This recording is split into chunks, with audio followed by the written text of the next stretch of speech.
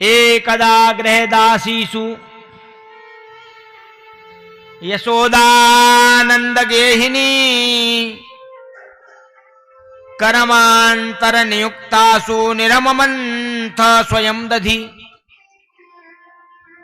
एक बार गृहदासीषु, घर की दासियों को अन्यान्य कर्मों में नियुक्त कर दिया। इनके गायें बहुत हैं, दास दासियां भी बहुत हैं, लेकिन मां सदैव सोचती है कन्हैया के लिए जो काम है वो मैं ही करूं। बालक के लिए मां जब कार्य करती है तो अंतिम में बालक भी मां का उसी प्रकार से सेवा करते हैं। और पहले से ही बालक को दूर कर दें तो बालक भी हमसे दूर हो जाते हैं। अब तो बालक को दूध भी नहीं माताएं पिलाती, बोतल आ जाती है, बोतल से दूध पीते हैं। पहले ये बोतल, फिर धीरे धीरे बोतलें और होती चली जाती हैं। बोले बालक हमारी ऊपर ध्यान नहीं देता, हमारी कोई बात नहीं सुनता। रे कहां से सुने, आप उससे जुड़ी ही नहीं है। दूध क्या होता है? मां का दूध प्रेम होता है, स्नेह होता है। उस स्नेह को कहते हैं ना, तूने अपनी मैया को कितना दूध पियो है, आ जा मेरे सामने। अब जब दूध ही नहीं पिया तो कहां से सामने आए, क्या करे फिर? तो ये आवश्यक है, मां को दूध पिलाना चाहिए बालक को, तभी स्नेह का क्रम आगे बनता है, जुड़ता है, तभी प्रेम उसमें पड़ता है। और सब काम बालक के लिए मां को करने चाहिए, तब जुड़ता है बालक। आया राम गया राम में दे दिया, बोले ये संभालेगी, हमें तो भाई सर्विस करनी है। अब तो लोगों में सर्विस ज्यादा है, विशेषकर महिलाओं में भी, कि हम भी नौकरी करेंगे हैं। और लोग भी कहते हैं हमें तो नौकरी वाली चाहिए, हम नौकरी कर रहे हैं, नौकरी वाली हमें चाहिए। तो दोष किसी एक का नहीं है, सबका ही है।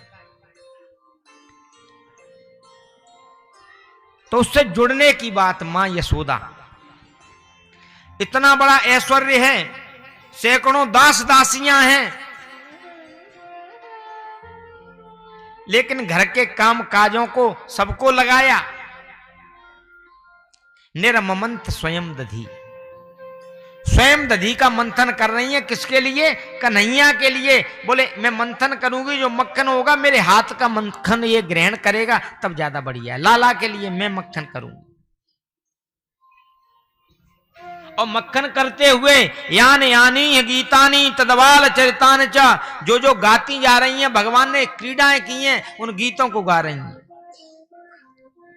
दधी मंथन करते हुए उनका स्मरण कर रही हैं।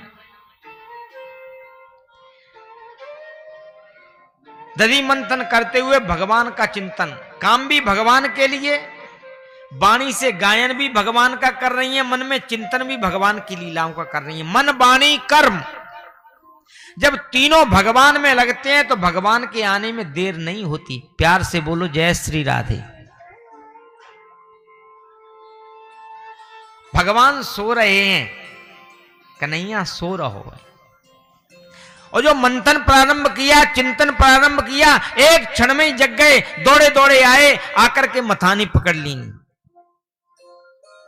मानो भगवान कह रहे हैं मेरे आने के बाद कर्म करने की कोई जरूरत नहीं है। मथानी पकड़ ली, मैया मुझे भूख लगी है, दूध पिलाए दे। तुरंत ही गोदी में लेकर के दुग्ध पान कराने लगी। भगवान दूध पी रहे हैं, ये मंथन कर रही हैं। अब एक और बात, ये दूध सदैव पद्मगंधा नाम की गैया का दूध पीते हैं। उस गैया को भी और गायों का दूध पिलाया जाता है। सब कहते हैं उसी का दूध केवल भगवान के लिए। वो दूध चूल्हे पे रखा हुआ है, मैया ने अग्नि जला दी है, और ये गर्म हो जाएगा, पूरे दिन लाला दूध पिएगा। अब दूध भी सामान्य नहीं है। बड़े बड़े ऋषि, महर्षि, देवर्षि, सुरर्षि सब चाहते हैं श्री राम के समय दंडकारण्य में ऋषि भगवान की सेवा में आए।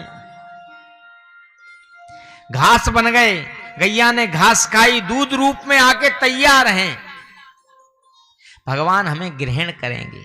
दूध रूप में ऋषि सोच रहे हैं आज भगवान की सेवा में हम आ गए, परम कल्याण की हमें अनुभूति होगी। और इधर देखा कि मैया का दूध पी रहे हैं भगवान, और वहां तपस्या हो रही है, गर्म हो रहे हैं ना अग्नि में, भगवान मिलेंगे हमें। और सोच रहे हैं वहीं से कि जब मैया का दूध है, मैया पे प्यार की कमी नहीं है, और ये दूध वहीं से पी लेंगे, फिर हमारा काम तो कहीं कुछ है ही नहीं, हमें कौन पिएगा। इन्होंने कहा भगवान हमें अपनी सेवा में नहीं लेंगे, हम अग्नि में जल करके भस्म हो जाएंगे। अग्नि भी तो भगवान का ही मुख है, अग्नि और ब्राह्मण भगवान का मुख है, ऐसा शास्त्र में कहा गया है। तो अग्नि में जले जाते हैं, उफान आ गया दूध में, और जो उफान आया मैया ने कहा अरे अरे दूध गिर जाएगा, तुरंत भगवान को छोड़ दिया, भागी। जो उठाया दूध शांत हो गया, अरे ये उफन गया तो फिर लाला को दूध कहां से आवेगा। दूसरा भाव, मां यशोदा भी भक्त हैं, भगवान का स्मरण कर नहीं, भगवान गोदी में आ गए हैं, लेकिन दूसरा भक्त अपने प्राणों को छोड़ रहा है। तो मैया ने कहा भक्त की रक्षा करना मेरा धर्म है, भगवान को भी छोड़ दिया। वहां पहुंची कि अग्नि में जल करके भस्म हो जाएगा। इधर वो भक्त जो दूध रूप में ऋषि हैं, वो कह रहे हैं भक्त भगवान का मिलन हो रहा था, कितना आनंद आ रहा था, मैंने दोनों में मेरे कारण एक दूसरे को छोड़ दिया, विक्षेप कर दिया लीला में, तो लज्जा के कारण मानो दूध नीचे चला गया। लेकिन इधर मैया दूध को देखने के लिए गई हैं। भगवान ने कहा बताओ, हमारी प्राप्ति होने के बाद भी कर्म के बंधनों में पड़ने की जरूरत नहीं है, तुम्हारे कर्म भांडों को मैं फोड़ दूंगा।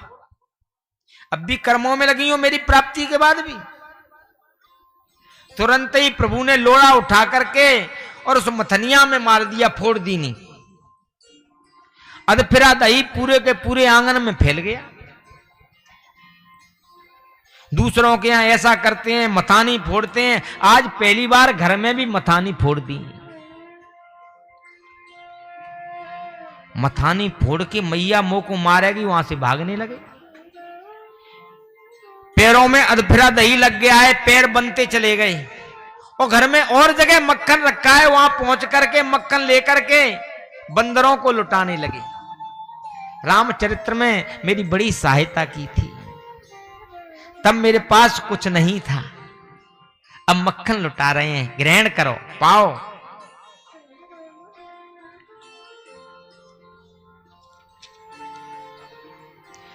लेकिन इधर मैया दूध को रख करके आई और आकर के देखा उनकी तो मथानी फूटी पड़ी है, बड़ी नाराज हो गई, मेरी ददिया सास के जमाने की मथानी फोड़ दी नहीं जाने।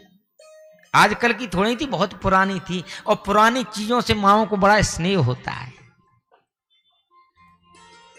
आज जाको छोड़ूंगी ना, गोपियां मेरे पास शिकायत लेके आवे, ऐसो करे लाला, ऐसो करे, हमारी मथानी फोड़ देवे, मक्खन चोरी करे। आज तो जाने घर में ही कर दी नो, तुरंत ही एक छड़ी ले ली नी और चलने लगी। इनके पैरों को देखते देखते पीछे चली जा रही, जाके वहां मक्खन लेकर के बंदरों को लुटा रही हैं। ओहो, हमारे घर में भी मक्खन ऐसे लुटा रहे हो। अब बात समझ में आई, वो कोई झूठ नहीं बोलती थी। छड़ी लेके जो दौड़ी, भगवान तो तुरंत भाग गए वहां से, छोड़ूंगी ना तो। भगवान के पीछे मां यशोदा हैं, लेकिन पकड़ में नहीं आ रहे। जंगलम न्यूनम जातम, बड़ा समय हो गया, भागते भागते थक गई हैं। भगवान ने कहा मैया मेरी थक गई, सोई पकड़ में आ गए। क्या बात है मैया? बोले आज तो को रस्सी से बांधूंगी, मैं ऊखल से बांधूंगी। रस्सी ले आई, बांधने लगी, लेकिन रस्सी भी 2 अंगुल छोटी पड़ती है। बोले मैं बंधन में ऐसे नहीं आता। रजोगुण तमोगुण, जब तक रजोगुण तमोगुण का भाव है तब तक मुझे नहीं बांध सकते। परम सत्य एकाकार दृष्टि हो जाए तभी मैं हृदय में आसीन हो पाता। जाने कितनी रस्सियां लाई, लेकिन हर बार 2 अंगुल छोटी पड़ती है। मैया पसीना आ गया, बड़ी व्याकुल हो गई हैं। भगवान ने कहा ये मैया हमारी बहुत परेशान है गई, लेकिन एक बात इन्हें याद आ गई।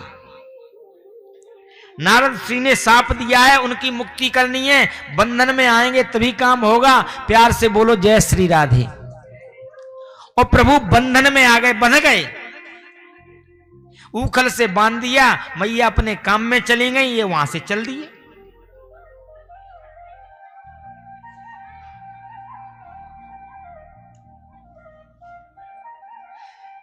घसीटते हुए ऊखल को चले जा रहे हैं। दरवाजे से बाहर निकले, यमलार्जुन के पेड़ हैं, 2 वृक्ष हैं आपस में गुथे हुए, उनके बीच में से स्वयं तो निकल गए। ऊखल उनके बीच में आ गया, जो इन्होंने झटका मारा, और झटके के मारते ही दोनों के दोनों वृक्ष धड़ाम सीधे गिर गए। जो वृक्ष गिरे, वृक्षों के गिरते ही धड़ाम सीधे आवाज ही, और उसमें से 2 पुरुष निकले। भगवान की बड़ी सुंदर इन्होंने स्थिति की और प्रणाम करके वहां से चले गए। राजा कह रहे हैं महाराज ये 2 पुरुष कौन थे? कथ्यताम भगवान एतत् तयो शापस्य कारणम। कोई बात हो गई, किसी ने शाप दिया? बोले हां, ये कुबेर के पुत्र हैं, नीलकुंवर मणिग्रीव नाम है, और भगवान शिव के सेवक हैं। देखो बड़े आदमी के तो बेटा हैं, और बड़े आदमी के यहीं सर्विस करते हैं, सेवा करते हैं, शंकर जी के सेवक हैं, तो बड़ा अभिमान है इनमें। ये बड़प्पन, इसके बाद मदिरा का पान कर लिया इन्होंने, अपनी देवियों के साथ मिलकर के स्नान कर रहे हैं नदी में नग्न होकर के। बाबा नारद वहां से आए, निकले। नियम तो यह है कि तुरंत ही नारद जी को प्रणाम करते, वस्त्राभूषण धारण करते। इन्हें होश ही नहीं है, मद्यपान किए हुए, जैसे कि तैसे खड़े रह गए। नारद जी ने कहा अच्छा वृक्ष की तरह खड़े रह गए हो, हमें देखते ही तुरंत साप दे दिया, जाओ वृक्ष हो जाओ। बड़े भयभीत हो गए, चरणों में गिर गए। नारद जी ने कहा अरे तुम्हें होश ही नहीं है। अब संत का तो साप भी वरदान ही होता है। बोले भगवान तुम्हें मुक्त करेंगे, जब प्रभु आएंगे बालकृष्ण रूप में आपकी मुक्ति होगी। अब भक्त की बात पूरी करनी है, भगवान कृष्ण बन गए, आकर के आए, इनकी भी मुक्ति की। लेकिन जो वृक्षों की आवाज हुई, वृक्षों की आवाज होते ही सारे के सारे ब्रजवासी दौड़े दौड़े आए। वृक्ष कैसे गिर गए? वृक्षों के बीच में ही कन्हैया पड़ा हुआ है, ऊखल से बंधा हुआ है, बड़े भारी विलाप कर रहे हैं। बोले बाबा मैया ने मोको ऊखल से बांध दी नो। बोले कहीं वृक्ष जाके ऊपर गिर जाते तो का होतो, छोड़ो इन्हें। बोले अब मैं मैया को लाला नहीं रहेंगो, अब तो मैं बाबा तुम्हारो ही लाला रहे। मैया ने बताओ बांध दी नो, मुझको गोदी में ले ली नो। लेकिन आपस में सोच रहे हैं सारे के सारे ब्रजवासी, कह रहे हैं ये हुआ तो हुआ क्या, ये वृक्ष गिरे तो गिरे कैसे? बालकों ने फिर कहा हमारी बात मानते तो हो नहीं। अरे इसमें से कन्हैया निकलो, झटका दीनो तो वृक्ष गिर गए, और इसमें से बड़े सुंदर सुंदर स्वरूप में कुछ लोग निकले, कन्हैया की 2 स्तुति कर रहे थे वो हाथ जोड़ के, जाने आशीर्वाद दीनो और चले गए। लेकिन काऊ ने भरोसा ना ही करो, ना ऐसो ना है सके।